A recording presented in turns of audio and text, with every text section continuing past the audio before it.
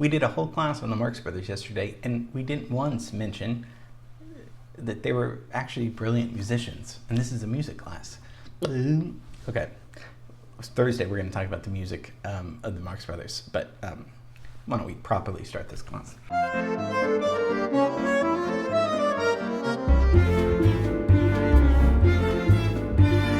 Pay no attention to that beginning. Yeah, I mean, I was going to do an LA class today, but I couldn't sleep last night because I was thinking, this is a music class. We didn't touch on how, I mean, in particular, two of the Marx Brothers, brilliant musicians. And I've been trying to think, yeah, they could really play really well. And this obviously comes from vaudeville, right? Being on the stage, although that doesn't guarantee you're going to be a great musician. So recap, Marx Brothers, American, family of great talent. Minnie Marx, she was in vaudeville. She had 5 sons, and they were all successful. 4 of them were, in movies. 3 of them were, superstars: Groucho, Harpo, Chico. Zeppo was supposedly the funniest, but he was the straight man. But became a brilliant engineer and multimillionaire. And Gummo was an agent and very successful too. I'm in a hurry. To the House of Representatives. Ride like fury. If you run out of gas, get Ethel. If Ethel runs out, get Mabel. Now step on it. The Department of Labor wishes to report that the workers of Fredonia are demanding shorter hours. Very well, we'll give them shorter hours. We'll start by cutting their lunch hour to 20 minutes. And now, gentlemen, we've got to start looking for a new treasurer. But you appointed one last week. That's the one I'm looking for. Hey, what's this? Get off that table! Get off it! Get off that table! Why do you think on there? What do you think they're safe here anyway? Get that out! Lunatic! You want to break that? Here, let it alone. We talked about those terms, anarchy and rebellion, and there's non sequiturs, there's contradictions, all of these things that really make comedy so much fun. They catch you off guard. I think you're the most beautiful woman in the whole world. Do you really? No, but I don't mind lying if it'll get me somewheres. Oh. I shall be in the supper club tonight. The supper club? Yes. Will you join me? Why, you coming apart? Oh, come on now. You wouldn't say no to a lady. I don't know why not. They always say no to me. What we kind of mostly theorized and kind of came to a conclusion that it's the characters that make them funny. Because when you like the character, you root for them or you want them to say something funny so you can respond to it and laugh. And they establish such strong stage persona characters, mostly based on their real, they were exaggerations. I mean, Groucho was grouchy. He had a stomachache most of the time, so he was kind of, the one-liners and, the painted-on mustache, all these things, wisecracking one. What is it? Got a big black mustache, smokes a big black cigar, and he's a big pain in the neck. Now, don't tell me. Has a big black mustache, smokes a big black cigar, and there's a big pain in the... Does he wear glasses? That's right. You guess it quick. Just for that, you don't get the job I was going to give you. What job? Secretary of War. All right, I take it. Sold. Chico was a womanizer and a gambler, and then Harpo. Well, what? Why do you think he played the harp? He taught himself how to play the harp. That's not an instrument anyone picks up and just understands how to do it. So I kind of this class want to show you some really hilarious and also some sensitive moments in their movies when they're actually performing on their instruments. Mostly Harpo and Chico are the really super talented ones. So, I mean, here's a little bit of Harpo.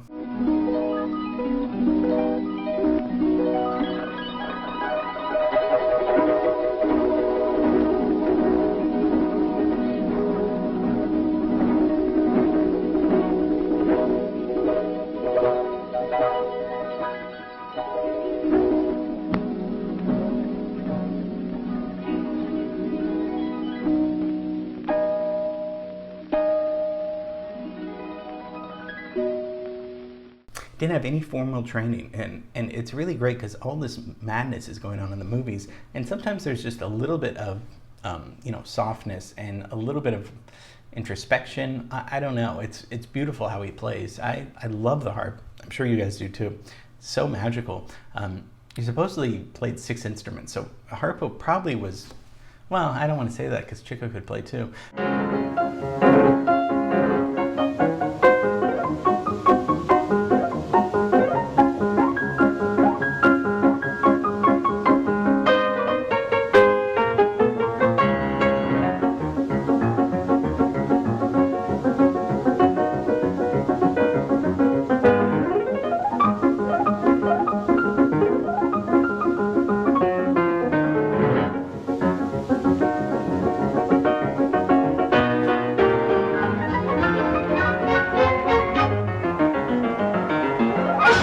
And of course we know, even though I didn't say it, he never speaks in the movie. I mean, he was able to speak in real life, but that was part of his persona. So he used gags, you know, props for comedy. That's why, you know, at the beginning he's always kind of squeaking with that bicycle horn.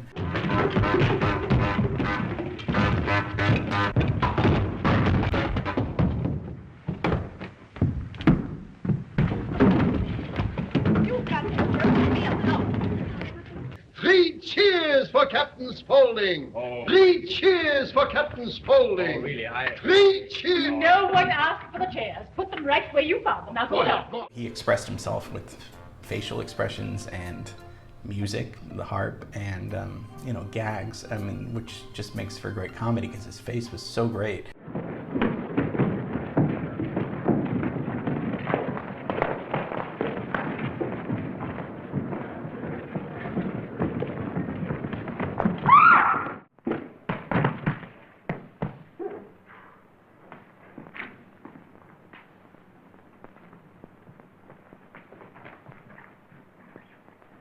And then, if you want to talk about piano playing, ragtime piano playing, I mean, Chico's amazing.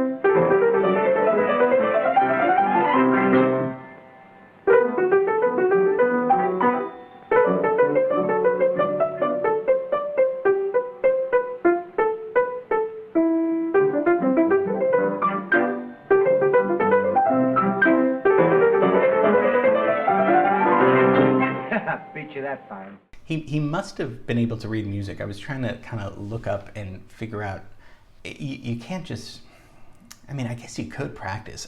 It's unbelievable ragtime. So this is the music going on the day, right?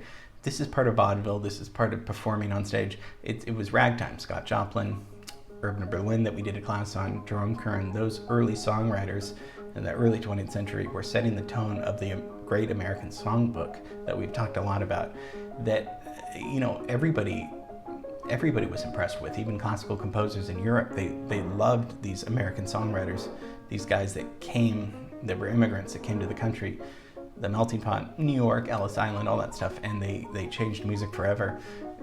Melody became so prominent and relevant and so beautiful, I mean, with all those great songwriters.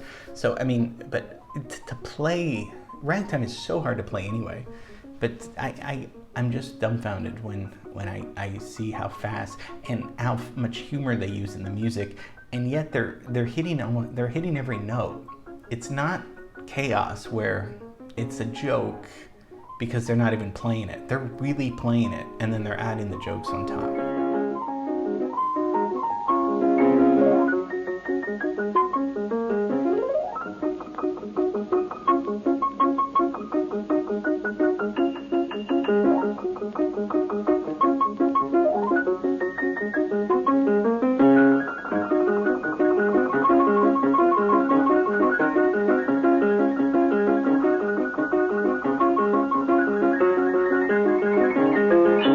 So, you know, lately we've been talking a lot about comedy and music, and, you know, we're all big fans of laughing and how both rely on timing and all of these things. Also magic too. I mean, I don't know anything about magic, but, you know, there's just like a joke in magic. You kind of set the premise up so the audience knows.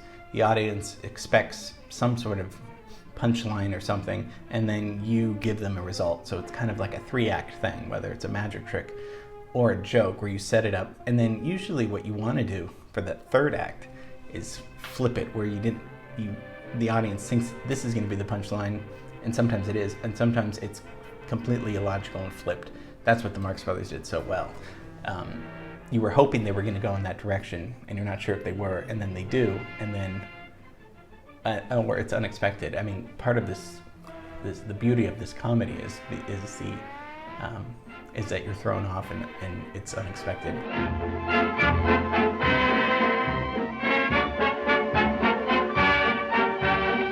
Peanuts, get your fresh roasted peanuts, folks. They're nice and high and cold. They all get your peanuts. Do you want peanuts? Peanuts. Fresh roasted peanuts. So, just wanted to share with you. We have to talk about how brilliant of musicians they were too, and it went to to timing, right? And how they got the joke, how they used the instruments as props, but also to play beautiful music. I mean, it's really great to have a comedy going and then to just take a breath and then listen to wonderful music. And they were just, gosh, they were so talented. Groucho played guitar and sang, and Zeppo was a singer as well. But Chico and Harpo, I think, were just, they could have been professional musicians in their own right, but they were just in the realm of show business and they could do anything, really. So hope you enjoyed that. I know we were supposed to do an LA class, but I had to talk about the Marx Brothers and music with them. So, okay, tomorrow we see your film scoring results for Karate Kid. So can't wait to show you that. Okay, see you tomorrow. Bye.